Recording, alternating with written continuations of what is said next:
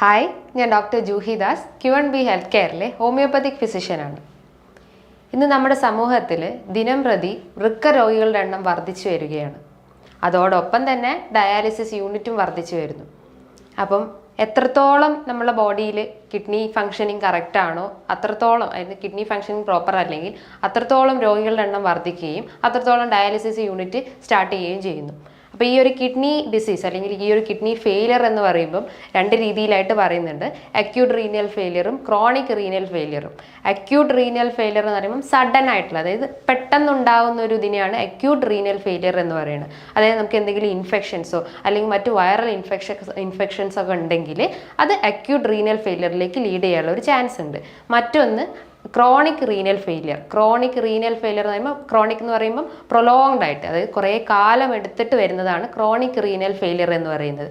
അതിൻ്റെ ഒരു കാരണങ്ങളെന്ന് പറഞ്ഞു കഴിഞ്ഞാൽ നമുക്ക് എന്തെങ്കിലും BP ഇഷ്യൂസ്, അതായത് അൺകൺട്രോൾഡ് ആയിട്ടുള്ള BP അല്ലെങ്കിൽ അൺകൺട്രോൾഡ് ആയിട്ടുള്ള ഡയബറ്റീസ് അല്ലെങ്കിൽ പ്രമേഹം അല്ലെങ്കിൽ അമിതവണ്ണം ഉള്ളവർക്ക് അല്ലെങ്കിൽ മറ്റ് വേറെ എന്തെങ്കിലും ഇൻഫെക്ഷൻസ് ഉണ്ടെങ്കിൽ അതൊക്കെ ഈ ഒരു കോസസ് ഒക്കെ ക്രോണിക് റീനൽ ഫെയിലിയറിലേക്ക് വരാനുള്ള ഒരു ചാൻസ് ഉണ്ട്.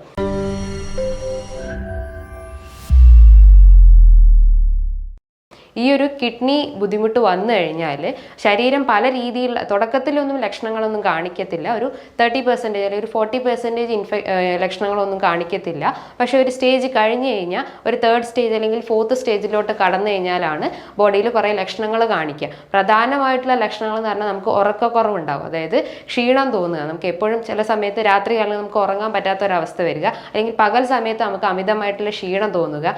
അതേപോലെ കാലുകളിലും കൈകളിലും ഒക്കെ, അതായത് പ്രധാനമായിട്ടും കാലുകളിലൊക്കെ നീര് വയ്ക്കുക. രാവിലെ എഴുന്നേൽക്കാൻ വന്നപ്പോൾ കണ്ണിന് ചുറ്റും ഒരു പഫിനെസ് അല്ലെങ്കിൽ ഒരു വീക്കം പോലെ തോന്നുക. അതേപോലെ തന്നെ മൂത്രം നോക്കുകയാണെങ്കിൽ മൂത്രത്തിൽ പത നിറയുക, അല്ലെങ്കിൽ ചിലർക്ക് അതിൽ വേറെ എന്തെങ്കിലും UTI പോലത്തെ ഇൻഫെക്ഷൻസ് ഉണ്ടെങ്കിൽ അവർക്ക് ബ്ലഡ് വരാനുള്ള ഒരു ചാൻസ് ഉണ്ട്. അല്ലെങ്കിൽ ക്രിയാറ്റിൻ ബുദ്ധിമുട്ടുണ്ടെങ്കിൽ പത നിറയാനുള്ള ഒരു ബുദ്ധിമുട്ടുണ്ട്. അതേപോലെ തന്നെ നമുക്ക് മൂത്രം ഒഴിക്കാനുള്ള ഒരു ബുദ്ധിമുട്ടുണ്ട്. ഇടയ്ക്കിടയ്ക്ക് മൂത്രം ഒഴിക്കാനുള്ള ഒരു ടെൻഡൻസി വരിക, ഓവറായിട്ട് നമുക്ക് ക്ഷീണം വരിക.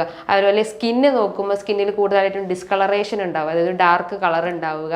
അതേപോലെ കൂടുതലായിട്ട് ചൊറിച്ചിലുണ്ടാവുക, ഡ്രൈനെസ് ഉണ്ടാവുക. ഡ്രൈനെസ് ഉണ്ടാവുന്നതിന് ഒരു പ്രധാനപ്പെട്ട കാരണം എന്ന് പറഞ്ഞു കഴിഞ്ഞാൽ നമ്മുടെ ബോഡിയിൽ യൂറിക് ആസിഡിൻ്റെ അളവ്